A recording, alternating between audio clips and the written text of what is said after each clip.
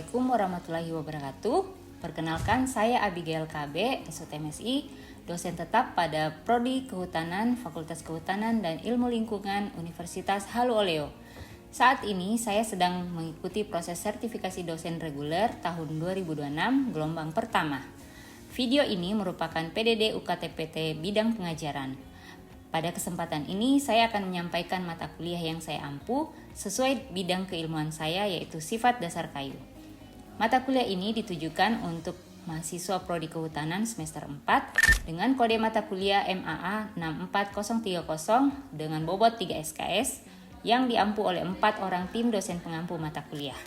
Mata kuliah ini diselenggarakan dalam 16 kali pertemuan yang terbagi atas 14 materi dan 2 kali pertemuan masing-masing UTS dan UAS. Mata kuliah sifat dasar kayu membekali mahasiswa dengan pemahaman komprehensif tentang keunggulan kayu sebagai material terbarukan yang kaya akan keragaman jenis dan sifat, kemudian proses pertumbuhan primer dan sekunder pohon, kemudian struktur kayu daun jarun dan kayu daun lebar, kemudian sifat fisika, mekanika, anatomi, dan kimia kayu.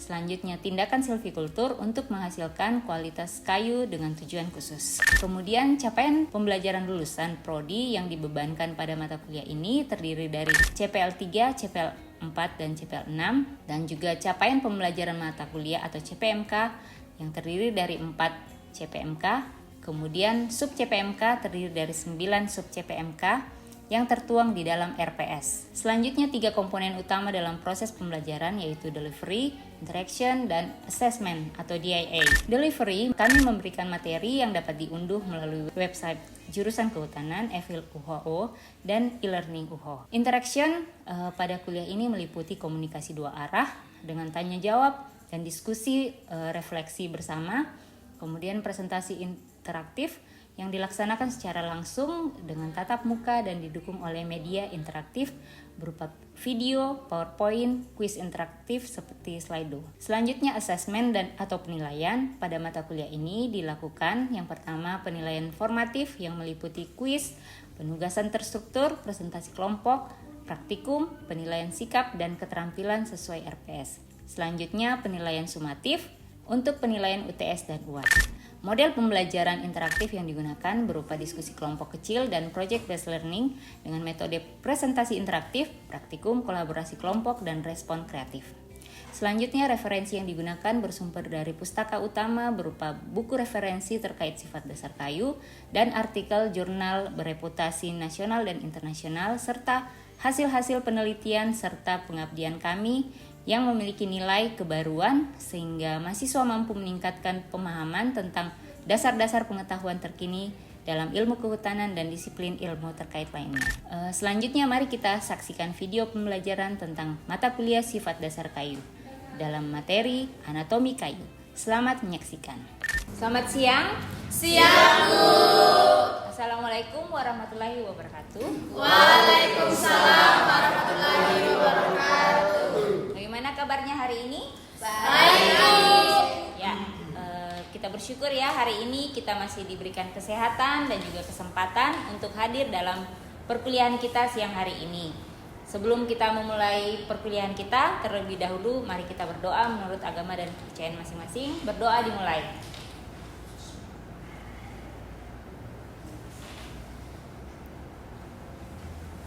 Selesai. Nah, ada yang masih ingat materi kita minggu lalu? Masih, Bu.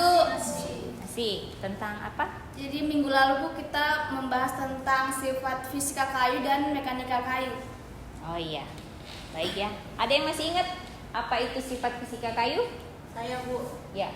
Sifat fisika kayu itu berupa kadar air, berat jenis, dan penyusutan. Ya. Sifat fisika itu kadar air, kemudian berat jenis dan juga penyusutan kayu ya. Kemudian kalau sifat mekanika kayu masih ingat? Saya, Bu. Ya. Jadi sifat mekanika itu gaya tekan, gaya geser, dan lentur. Ya. Jadi kayu itu punya sifat dasar namanya sifat fisika dan juga mekanika kayu. Jadi sudah disebutkan teman kita tadi kalau sifat fisika itu kadar air, berarti air berapa jumlah air yang ada di dalam kayu. Kemudian berat jenis bagaimana berat suatu kayu, kemudian penyusutan. Jadi bagaimana tingkat penyusutan dari suatu kayu. Selanjutnya itu kuat tekan, jadi kemampuan kayu menahan beban. Kemudian kuat geser, berarti kekuatan geser kayu. Kemudian lentur ya, jadi kayu itu sifatnya lentur ya. Biasanya di bangunan itu kayu itu dibandingkan dengan beton. Coba bandingkan ya, kayu dengan beton. Kalau misalnya ada gempa, bagaimana? Biasanya kalau bangunan dari kayu itu tidak mudah rubuh ya. Nah, karena itu karena pengaruh sifat lentur kayu ini tadi, seperti itu. Nah, hari ini kita akan membahas tentang kaitan dari sifat kayu. Jadi sifat fisika dan dan mekanika kayu tadi dipengaruhi oleh sifat anatomi kayunya, seperti itu. Nah, jadi learning outcome kita hari ini atau capaian pembelajaran yaitu mahasiswa mampu menjelaskan struktur makroskopis kayu, kemudian struktur mikroskopis kayu, kemudian membedakan kayu daun lebar dan juga kayu daun jarum berdasarkan ciri mikroskopis dan juga makroskopisnya. Kemudian mengaitkan ciri anatomi tersebut dengan identifikasi praktis kayu komersil. Seperti itu ya. Oke, jadi ciri-ciri tumbuhan berkayu. Jadi kayu itu memiliki jaringan pengangkut seperti floem dan xilem. Kemudian tumbuhan itu perennial, jadi berumur beberapa tahun. Kemudian batangnya hidup selama beberapa tahun. Kemudian mengalami penambahan sekunder. Jadi karena kayu itu memiliki namanya kambium, kambium ini membelah, makanya menghasilkan adanya penebalan atau pertambahan diameter dari kayu. Ya, kemudian tumbuhan berkayu itu seperti pohon, semak atau perdu dan juga liana berkayu. Kalau liana berkayu ini contohnya adalah seperti rotan ya. Ya. Nah, jenis kayu berdasarkan struktur daunnya itu ada dua, yaitu kayu daun lebar dan juga kayu daun jarum. Nah, kalau kita lihat dari gambar yang ada ya, kayu daun lebar itu daunnya lebar ya, kemudian tajuknya besar, umumnya menggugurkan daun. Sedangkan kalau kayu daun jarum bentuknya seperti jarum. Ada yang tahu contohnya? Jamil? Ya, Contoh. jadi kalau daun jarum itu contohnya pinus Bu. Ya, pinus ya. Dan kalau daun lebar itu contohnya jati Bu. Ya, betul sekali Jamil ya. Ya, Bu. Ternyata Jamil masih ingat ya. Jadi kayu daun lebar dan juga kayu daun jarum. Nah, selanjutnya dari pertumbuhannya itu pohon mengalami pertumbuhan ada dua, namanya pertumbuhan primer dan juga sekunder. Pertumbuhan primer itu adanya pertambahan tinggi. Jadi dari tingkatannya pohon bertambah tinggi. Kemudian kalau pertumbuhan sekunder itu adalah pertambahan diameter karena kegiatan kambium ya. Nah, selanjutnya dari pertambahan diameter karena adanya pembelahan kambium tersebut ada namanya variasi riap tumbuh. Nah, ini riap tumbuh ini dipengaruhi oleh spesiesnya, kemudian laju pertumbuhan, kemudian kualitas tempat tumbuhnya, kemudian letak riap di dalam batang ya. Jadi yang berupa lingkaran garis-garis yang melingkar itu yang disebut lingkaran tumbuh. Jadi lingkaran tumbuh itu ada setiap kali pertumbuhan satu lingkaran. Biasanya umur pohon itu ditentukan dari jumlah lingkaran ini. Seperti itu ya. Nah, selanjutnya manfaat dari studi anatomi kayu. Jadi anatomi kayu ini memudahkan identifikasi jenis kayu secara tepat, kemudian mencegah penyimpangan perdagangan ilegal kayu, kemudian mendukung pengelolaan hutan berkelanjutan dan mengurangi limbah. Seperti itu ya. Kemudian mendukung perkembangan ilmu pengetahuan seperti botani, arkeologi, dan forensik. Nah, kalau mengurangi limbah berarti kita tahu suatu jenis kayu sesuai dengan pemanfaatannya. Jadi misalnya kayu sengon peruntukannya untuk, karena dia memiliki berat jenis yang sedang, jadi untuk konstruksi yang berat itu tidak digunakan kayu sengonnya, seperti itu. Kalau yang membutuhkan konstruksi yang berat, contohnya seperti jati, karena berat jenisnya tinggi, jadi bisa digunakan untuk konstruksi ya, seperti itu. Selanjutnya dalam pengamatan anatomi kayu itu dibagi dua, pengamatan secara makroskopis dan juga mikroskopis. Ciri makroskopis kayu itu ada namanya sifat fisik. Kita bisa mengamati dengan melihat warna, tekstur, arah serat, dan juga kesan raba dan bau. Kemudian dalam pengamatannya itu ada 3 bidang orientasi. Ada yang masih ingat apa saja bidang orientasi kayu? Rahmi? Untuk Bidang orientasi kayu ada itu 3. meliputi lintang, tangensial, dan radial. Ya, terima kasih ya. Jadi ada 3 bidang pengamatan, yaitu bidang lintang, radial, dan juga tangensial. Jadi dari ketiga bidang ini akan memudahkan kita dalam pengamatan secara makroskopis maupun mikroskopis. Selanjutnya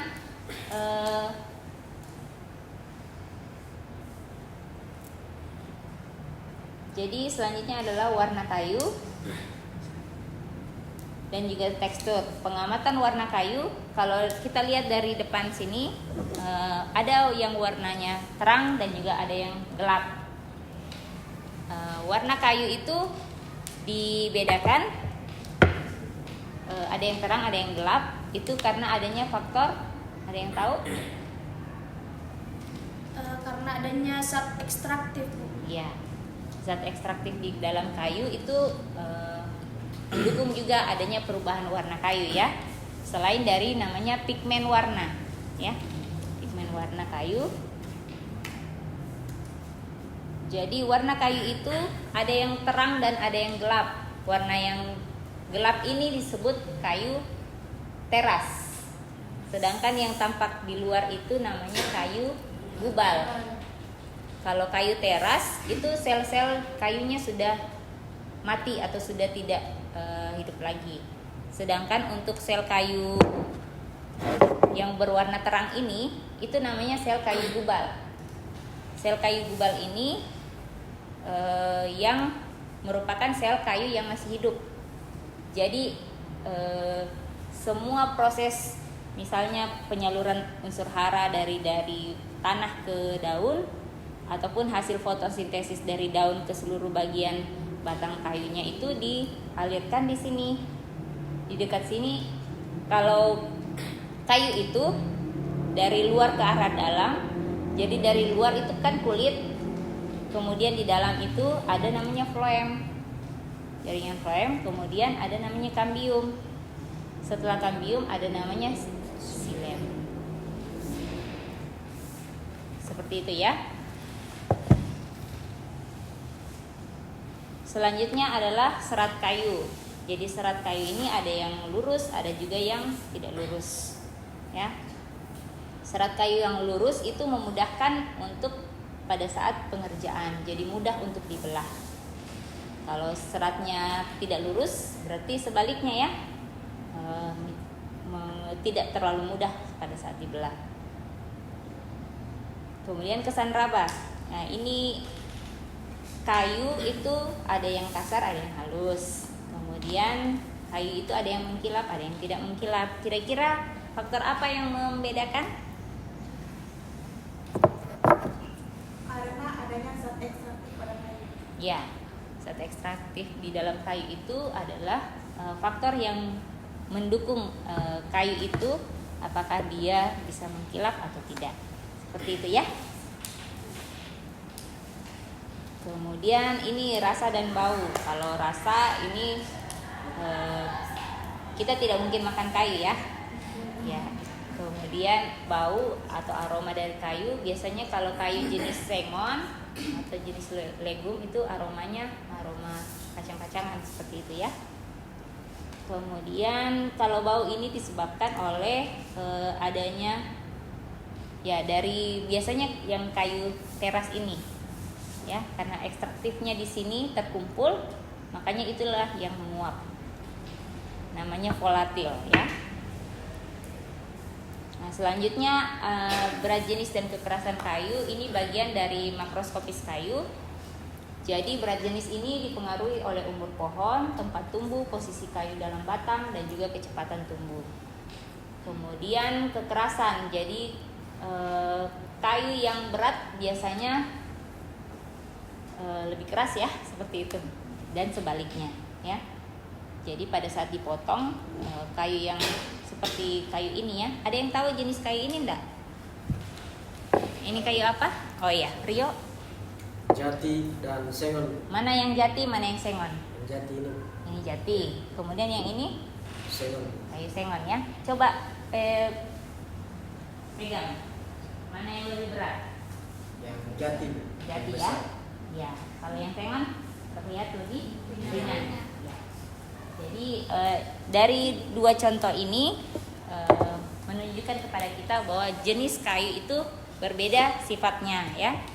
Berbeda ciri-cirinya. Jadi ciri makroskopis dan mikroskopis kayu ini yang akan mendukung kita dalam mempelajari suatu jenis kayu dan peruntukannya ya. Nah, kemudian ini adalah contoh pengamatan secara mikroskopis. Jadi kayu itu setelah tadi kita mengamati secara makroskopis tanpa menggunakan mikroskop, selanjutnya adalah menggunakan mikroskop, namanya mikroskopis kayu. Nah, mikroskopis kayu ini salah satu contohnya ini sel kayu daun lebar ya. Nah, kalau kita lihat sel kayu daun lebar ini, jadi cirinya itu banyak ya, banyak sel. Ada namanya pori atau visal atau pembuluh, kemudian ada namanya jari-jari dan juga trakeit. Ada juga namanya serat, ya. Oke. Ada yang pernah baca tidak perbedaannya sel kayu daun lebar dan kayu daun jarum? Masih ingat perbedaan ciri sel kayu daun lebar dan kayu daun jarum? Saya Oh iya, Al-Hafid. struktur daun lebar lebih komplit, terdiri dari pori, jari, dan serat, sedangkan struktur daun jarum tidak memiliki pori. Ya. Oke, terima kasih jawabannya ya, Al-Hafid. Jadi benar ya bahwa kalau kayu daun lebar itu strukturnya kompleks ya, ada porinya dan jari-jari, kemudian serat dan trakeit. Sedangkan pada kayu daun jarum itu tidak ada sel porinya. Jadi itu yang jadi pembeda. Apa fungsinya pori? Jadi pori di dalam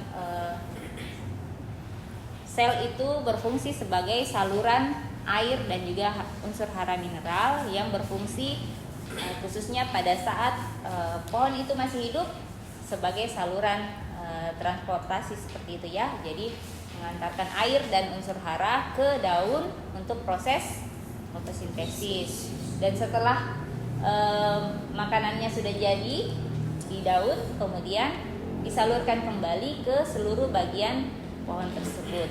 Jadi itu ya, jadi fungsinya pori seperti itu. Nah, kalau di daun jarum itu tidak ada pori, maka sel apa yang berfungsi menggantikan pori di dalam kayu daun lebar? Adalah sel trakeit. Jadi sel trakeit ya. Jadi fungsinya sama sebagai saluran transportasi. Seperti itu ya. Nah, sampai di sini materi kita. Sebelum kita ke tugas, ada yang mau didiskusikan? Saya Bu. Ya, silakan Susan. Baik, terima kasih untuk kesempatan yang telah diberikan kepada saya. Perkenalkan, nama saya Susan. Baik, tadi sudah dijelaskan tentang pengamatan makroskopis pada kayu, yaitu dapat diamati dari bau dan rasa. Jadi pertanyaan saya, mengapa perlu kita mengetahui rasa dari kayu tersebut? Terima kasih Bu. Baik, terima kasih atas pertanyaannya Susan ya. Jadi bau dan rasa pada kayu itu merupakan ciri atau ciri anatomi yang diamati secara makroskopis. Nah, sifat ini penting diketahui untuk membedakan ciri struktur dari jenis kayu yang serupa, seperti itu.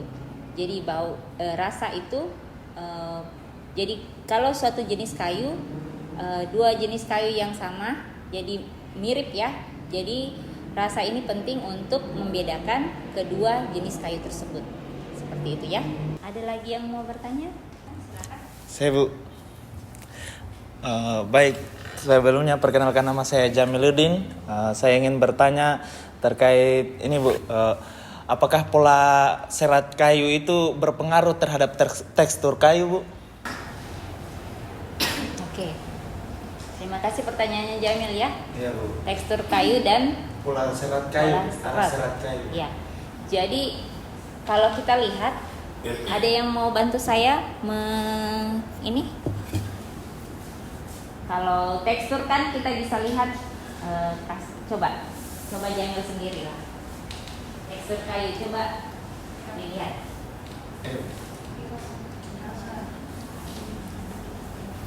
Ya, seperti itu ya.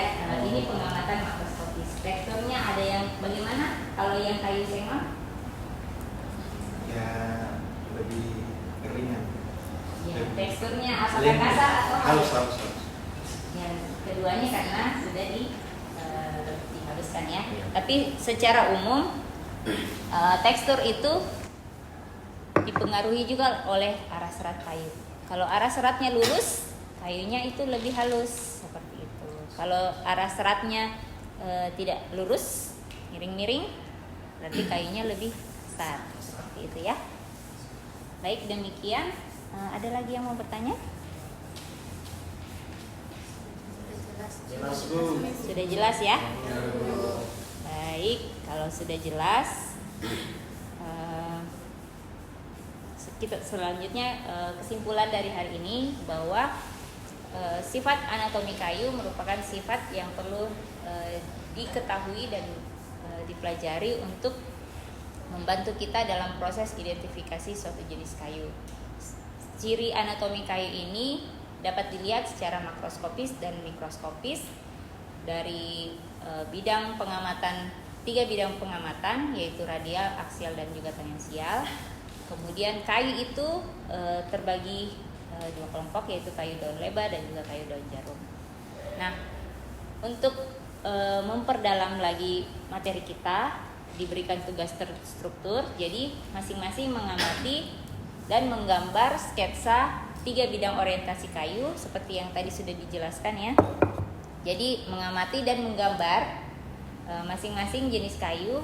Jadi ada yang mengamati bidang ketiga bidang ini dari kayu daun lebar dan juga kayu daun jarum. Ya. Kemudian tugasnya ini dikerjakan dan dikumpulkan di laman Spada kita, LMS kita ya. Dikumpulkan 3 hari dari sekarang paling lambat ya. Baik.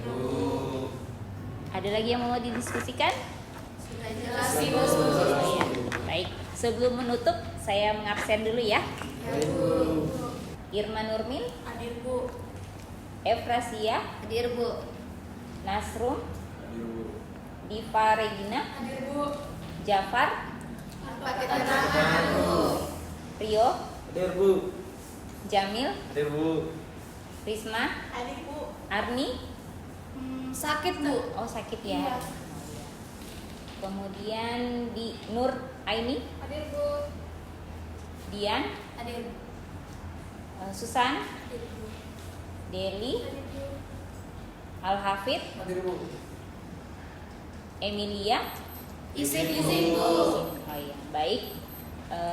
Demikian hari ini pertemuan kita. Mudah-mudahan apa yang telah disampaikan bisa bermanfaat, dan kalau ada yang kurang mohon dimaafkan. Saya tutup pertemuan kita siang hari ini. Selamat siang.